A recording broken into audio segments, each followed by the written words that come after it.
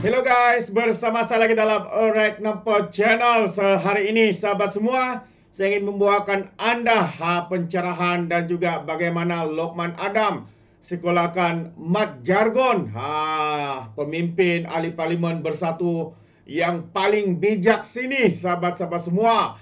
Let's print more money. Itu antara cadangan.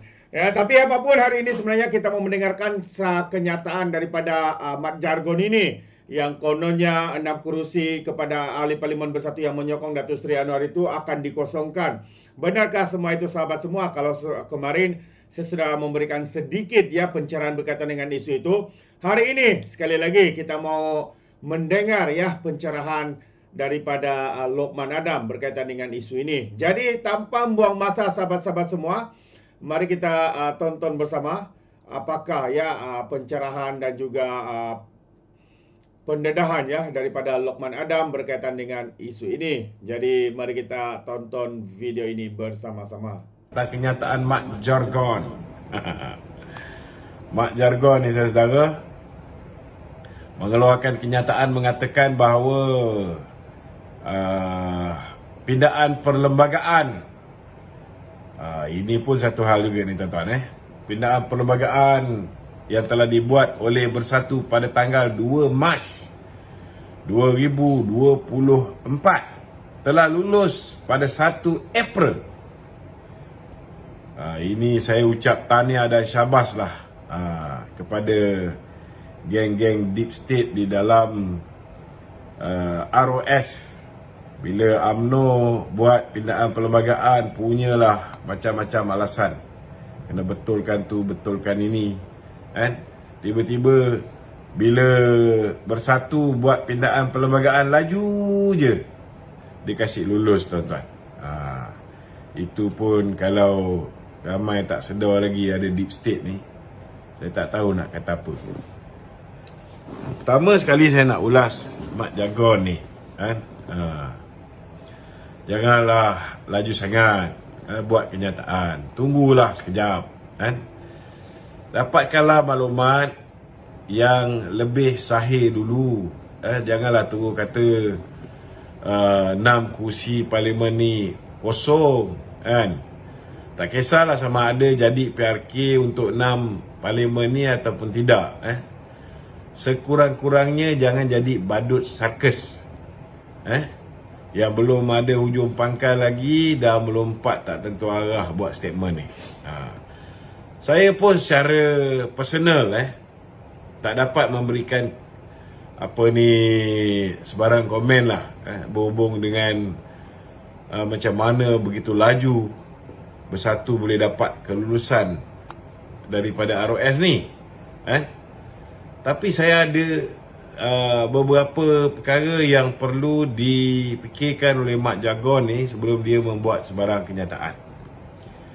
Pertama sekali, kena sedar bahawa dalam Malaysia ni perlembagaan persekutuan mengatasi undang-undang syariah, mengatasi undang-undang lain. Apatah lagi kalau setakat perlembagaan bersatu, boleh dibakar sampahkan saja. Kena faham bahawa hari ni tuan-tuan, hari ni pindaan perlembagaan yang dibuat berhubung dengan Akta Anti Lompat Parti mengatakan bahawa seseorang itu hanya hilang kerusi sekiranya dia melompat parti. Pindaan yang dibuat oleh pihak Bersatu ialah sekiranya mana-mana ahli parlimen, ahli Dewan Undangan Negeri tidak mengikut keputusan Majlis Pimpinan Tertinggi Bersatu, maka beliau secara automatik digugurkan keahlian dia. Ini kena faham tuan-tuan. Dia secara automatik digugurkan keahlian dia, tetapi Bersatu tidak ada kuasa untuk gugurkan kerusi dia sebagai ahli parlimen atau ahli Dewan Undangan Negeri. Siapa yang ada kuasa ni tuan-tuan? Bila mereka nak kosongkan kursi 6 orang ni, saudara, perkara pertama yang perlu mereka buat ialah mereka perlu sedar bahawa pindaan perlembagaan ini hanya lulus 1 April. Maknanya, apa yang dibuat oleh 6 orang ni, sokongan yang diberikan kepada PMX sebelum ni, tak ada masalah. Itu hak dia orang. Tidak langsung menyebabkan mereka ni tersingkir daripada parti. Apatah lagi ahli parlimen. Nombor 2, tuan-tuan. Selepas 1 April, Majlis Pimpinan Tertinggi Bersatu kena buat satu mesyuarat dan memutuskan bahawa setiap ahli parlimen dan ahli Dewan Undangan Negeri mesti menyokong keputusan Majlis Pimpinan Tertinggi Bersatu untuk seseorang itu, contohnya ahli parlimen, tidak memberikan sokongan kepada Datuk Seri Anwar Ibrahim. Jadi kalau misalnya selepas keputusan mesyuarat selepas 1 April, Bersatu kata tak boleh sokong Anwar Ibrahim, dan salah seorang daripada ahli parlimen ataupun ahli Dewan Undangan Negeri Bersatu masih lagi menyokong Datuk Seri Anwar Ibrahim, maknanya dia boleh diambil tindakan dan hilang keahlian. Hilang keahlian saja, tuan-tuan, sebagai ahli Bersatu. Kemudian bila dia dah hilang keahlian sebagai ahli Bersatu, Susah Agung yang tak cerdik daripada Bersatu ni boleh menghantar surat kepada speaker, sama ada speaker Dewan Undangan Negeri untuk ahli parlimen di sebuah negeri, atau hantar kepada speaker Dewan Rakyat. Apa yang saya jangka akan dibuat oleh Hamzah Zainuddin ialah dia akan kata bahawa kursi ni kosong, ikut tafsiran dia. Jadi terpulang ke atas speaker pula. Tuan-tuan, kalau speaker cakap, kalau ikut Akta Anti Lompat Parti, kalau ikut Akta Anti Lompat Parti, seseorang yang lompat parti baru hilang kursi, maka speaker ada kuasa untuk tolak, tuan-tuan. So apa yang geng-geng Bersatu ni nak buat? Tak boleh buat apa. Tak boleh buat apa. Dia boleh bawa pergi mahkamah. Mereka lawan di mahkamah tong-tang 3 tahun, kita dah ada pilihan raya dah, tuan-tuan. Kalau di mahkamah tinggi boleh bawa pergi mahkamah rayuan. Kalau mahkamah rayuan boleh bawa mahkamah persekutuan. Tuan-tuan tengoklah kes Dato' Najib pun makan masa 4 tahun. Barulah Dato' Najib ke dalam. Inilah lebih kurang, saudara. Jadi saya nak beritahu saudara, dalam perlembagaan negara ni, kita baru buat pindaan kepada Akta Anti Lompat Parti. Kita baru buat wujud Akta Anti Lompat Parti. Hari ni yang berlaku ialah senjata makan tuan. Kalau Bersatu tidak membantah cadangan yang dibuat oleh Datuk Seri Wan Junaidi, TYT Sarawak hari ni, supaya setiap ahli parlimen mesti mengikut arahan Ketua Whip. Kalau Ketua Whip kata sokong Muhyiddin Yassin, siapa yang tak sokong Muhyiddin Yassin, maka dia gugur secara automatik. Tapi masalahnya, tuan-tuan, pada ketika itu yang bantah Undang-Undang Akta Anti Lompat Parti yang ketat ini ialah menteri dan ahli-ahli parlimen Bersatu sendiri. Bila dia dah hilang 6 kursi, daripada ahli parlimen dia menyokong PMX, baru kelang kabut nak buat pindaan perlembagaan. Yang dia tak sedar, dia hanya pindah perlembagaan parti dia. Yang dia tak sedar bahawa perlembagaan persekutuan lebih besar, tuan-tuan, daripada perlembagaan parti dia. Ni saudara. Jadi tak perlulah tuan-tuan nak pening kepala kita nak buat PRK dan sebagainya. Terlalu jauh perjalanan ni, saudara. Terlalu jauh perjalanan ni. Kuasa akhirnya akan datang pergi ke speaker dan speaker akan decide. Sama ada nak ikut Perlembagaan Persekutuan atau nak ikut Perlembagaan Parti Penyamun Bersatu ni. Okey, kita berpindah kepada soalan yang seterusnya. Siapa yang ada soalan atau nak bertanya sebarang perkara, bolehlah naik ke ruangan TikTok saya ataupun boleh komen di ruang komen Facebook saya. Silakan. Mimi, ya. So kan tadi kita cakap pasal Perlembagaan Bersatu kan. Ya. Dan dia pun Wan Faisal ni tak nampak yang dia cakap buka puasa selepas 1 April. Betul lah. So, Saya rasa Wan Faisal ni memang banyak benda dia tak nampak. Duit ni bos. Yang dia nampak citak duit. Yang dia nampak orang susah, kita hapuskan hutang orang susah.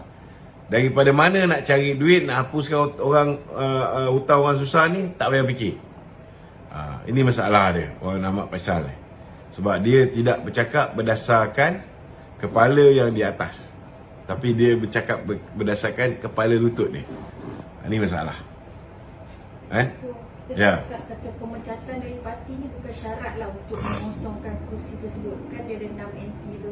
Saya cakap terus terang, sekiranya Bersatu mengambil keputusan memecat 6 orang ini, itulah adalah keputusan yang paling bodoh dalam sejarah.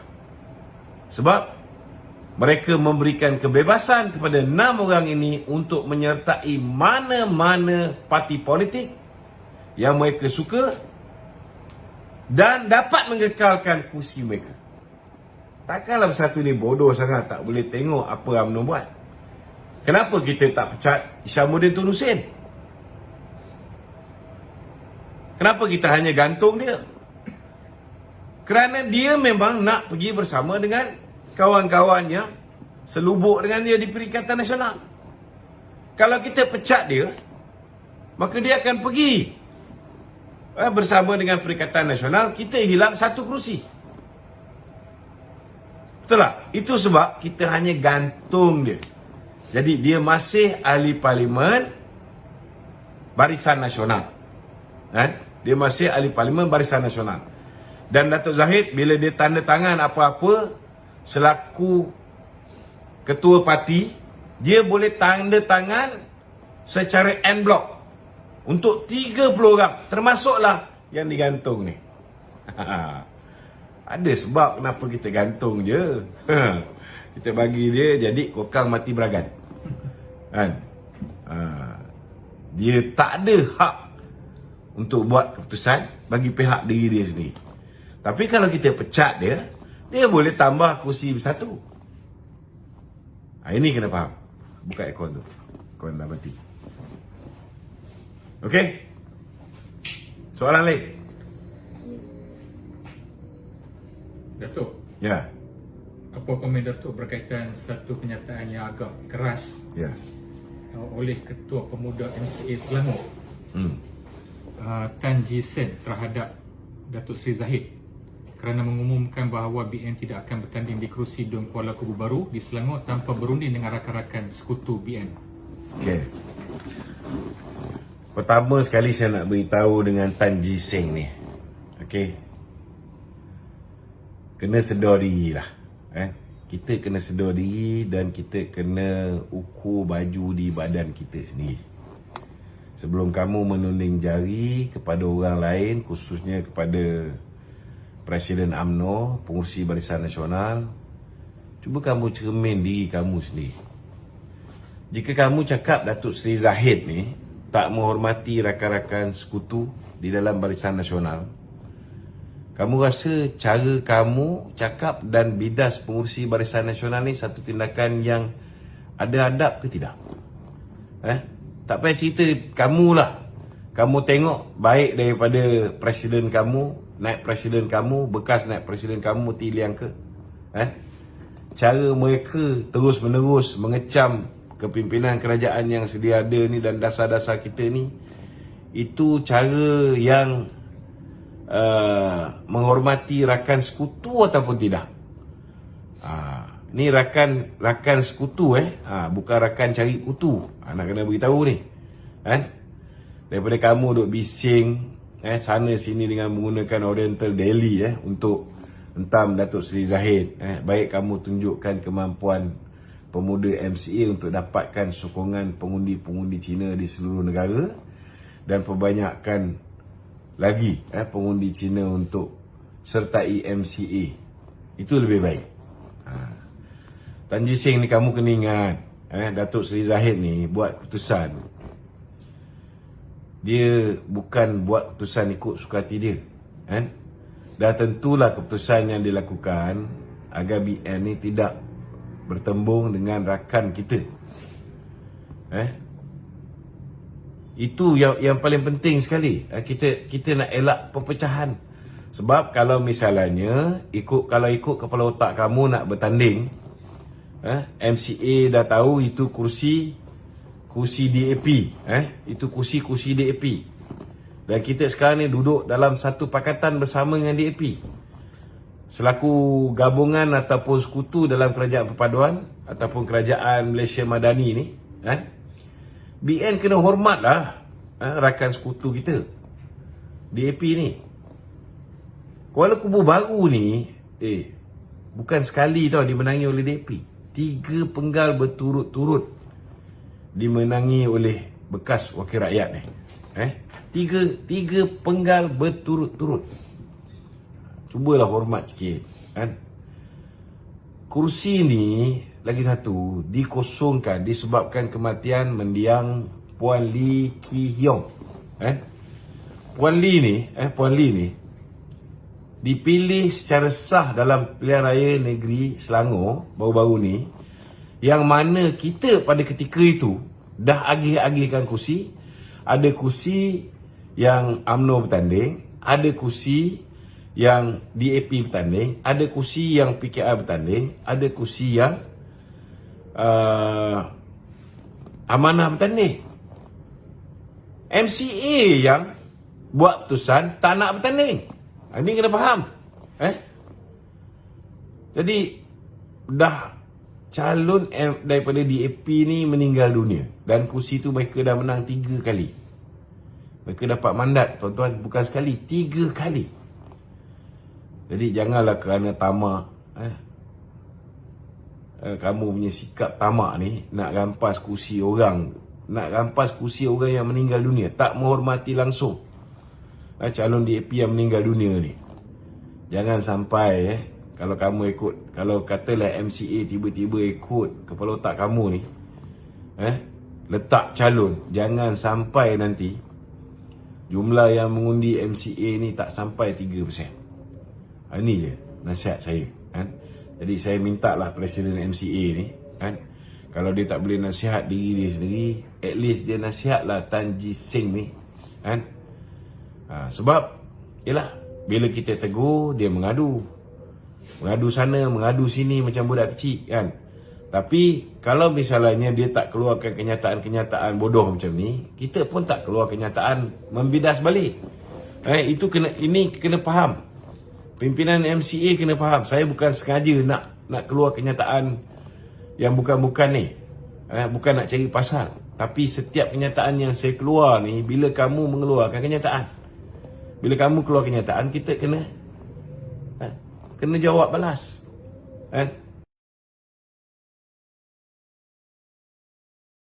Tapi declare lah. Declare. Kalau masih lagi nak menghormati kawan-kawan dalam parti komponen Barisan Nasional, biar presiden dengan presiden saja tak takut.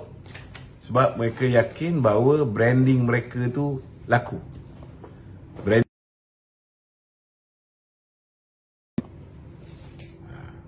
Dan hari ni kita tengok itu yang MCA kena fikirkan. Kenapa hari ini orang Cina 97% bersama dengan DAP dan Pakatan Harapan? Fikir benda ni. Brainstorm. Daripada menyela sana, menyela sini, hentam padu, hentam ini. Fikir. Macam mana? Kalau tak dapat pun,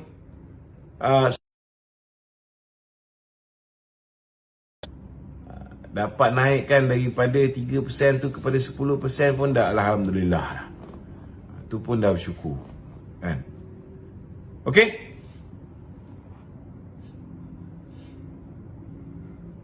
Ada lagi? Ada. Silakan. Ini PN announce Azmi atau ketuai orang kata apa camp untuk PRK Kuala Kubu baru ni. Apa pendapat Datuk? Saya rasa kalau Azmin ni yang mengetuai lagi mudah untuk kita menang. Kerana hari ini bersatu di negeri Selangor pun berpecah belah kerana Azmin. Kan? Ditambahkan lagi dengan video dia yang cukup mengasyikkan tu. Maka lagi mudahlah untuk DAP menang di Kuala Kubu baru. Apatah lagi kalau kita dapat sokongan daripada 5 orang wakil rakyat daripada Bersatu. 5 ke 6? 6 tu Parlimen. Dewan Undangan Negeri Selangor ada 5 orang memberikan sokongan kepada Yang Amat Berhormat Datuk Seri Amiruddin Syari. Seorang dah declare. Eh? Seorang dah declare silap. Silap. Adun yang hari ni. Rashid. Yalah. Dia sepatutnya ada 5 kan? Lagi 4 nanti. Lagi 4 belum declare. Okey lah, tak kisahlah. So dia orang ni nanti yang mengambil keputusan untuk menyokong YB Amiruddin Syari ni, antara sebabnya kerana menyempah dengan Azmin ni. So bila Muhyiddin letak Azmin ni, kita pun tahulah sayang dia pada Azmin ni. Memang cukup sayang lah. Lebih sayang dia pada Azmin berbanding dengan orang ini ni kan. Dikaji pun dia tak sayang macam tu. Okey. Alright. Ada lagi? Ada sikit tu. Apa pandangan Datuk berkaitan isu serangan berterusan pihak tertentu terhadap Wabi Fadlina Siddiq ni? Berkaitan isu kafir tu. Dia macam ni lah. Saya punya pandangan saya simple saja. Okey. Bahasa Al-Quran ini, bahasa Al-Quran ini kita tak boleh ubah. Ini kalam Allah. Okey. Kalau ikut bahasa Al-Quran, perkataan yang biasa digunakan aku. Tapi kalau ikut rakyat Malaysia ni, kalau kita cakap dengan mak bapak kita, aku kau. Tapi macam di Sabah mungkin diorang ni okey. Macam di Indonesia, aku kau tu okey. Betul tak? Tapi bahasa Al-Quran aku ni saya. Tapi kalau kita dalam perbualan harian, kita dengan mak bapak kita, dengan adik-beradik kita cakap aku kau, kurang ajar lah. Betul tak? Jadi saya beranggapan bahawa YB Fadlina ni, bila dia cakap dekat rumah pun dia tak bagi anak-anak dia gelar orang bukan Islam ni sebagai kafir. Kena faham bahawa persekitaran kita di Malaysia ni telah memberikan imej yang buruk terhadap perkataan kafir. Sebenarnya kafir ni kalau ikut apa yang, tapi kalau kita cakap kafir disebabkan, yalah, dulu masa zaman kecil-kecil budak-budak ni semua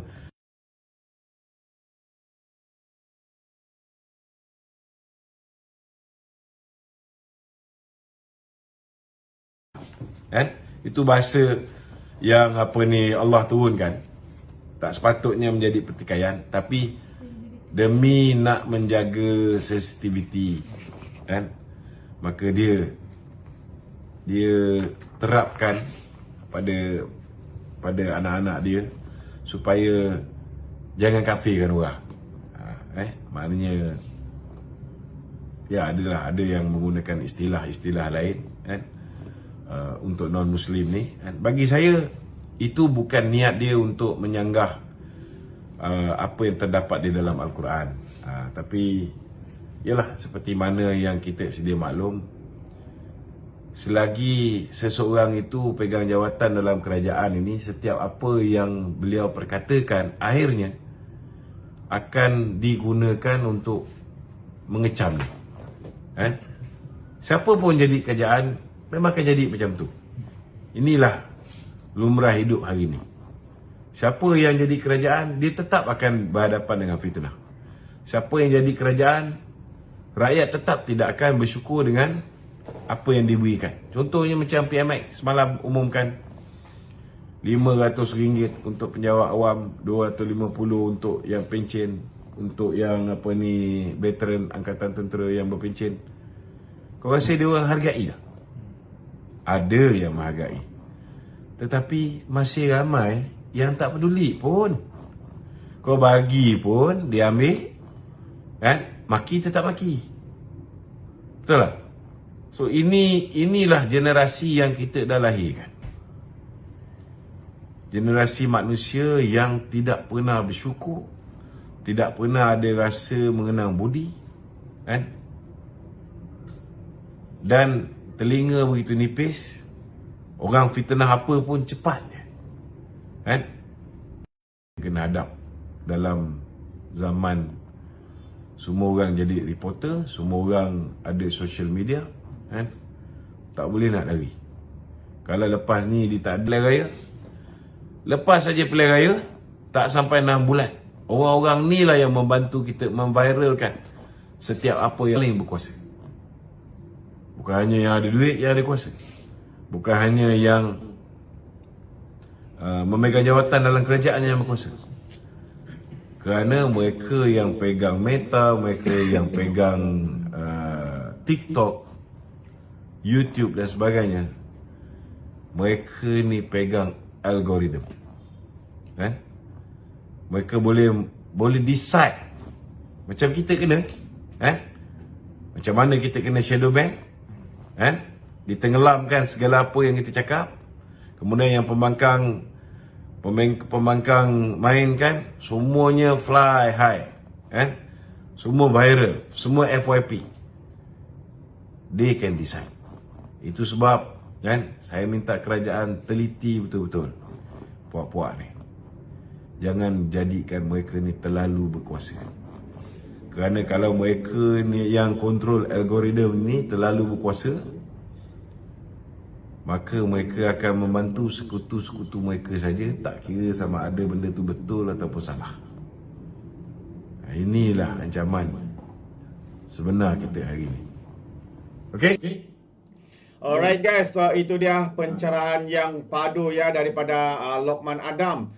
Yang pertama tadi ya berkaitan dengan kenyataan daripada Mat Jargon, orang yang terpaling pintar cetak duit dalam Parti Bersatu. Katanya selepas pindaan perlembagaan Parti Bersatu diluluskan pada 1 April yang lalu, dia mengatakan 6 kursi ini akan dikosongkan. Begitu cetek dan dangkalnya ya pemikiran daripada seorang yang terpaling pintar ini, sahabat-sahabat semua, membuat kenyataan sembrono tanpa ya membuat kaji selidik terlebih dahulu bahawa ya apa yang diluluskan itu hanya berkuat kuasa 1 hari bulan April. Maksudnya yang sebelum itu tidak terkesan, sahabat-sahabat semua. Begitu juga dengan pencerahan yang dibuat oleh Lokman Adam berkaitan dengan isu ini, sahabat-sahabat semua. Jadi jelas dan nyata ahli parlimen ini sebenarnya kalau sebelum ini kelihatan bijak sini, tapi sebenarnya dia adalah bijak bodoh, sahabat-sahabat semua. Itu pandangan saya. Bagaimana pula dengan anda? Anda boleh berikan komen dalam ruangan komen. Terima kasih. Izinkan saya untuk mengundurkan diri dan seperti biasa peribahasa mengatakan tak apa pun cangkap 2 ton keinginan. Dalam bahasa Melayunya, tepuk dada, tanya selera. Sekian saja daripada Orang Dapat Channel. Kita berjumpa lagi. Bye-bye.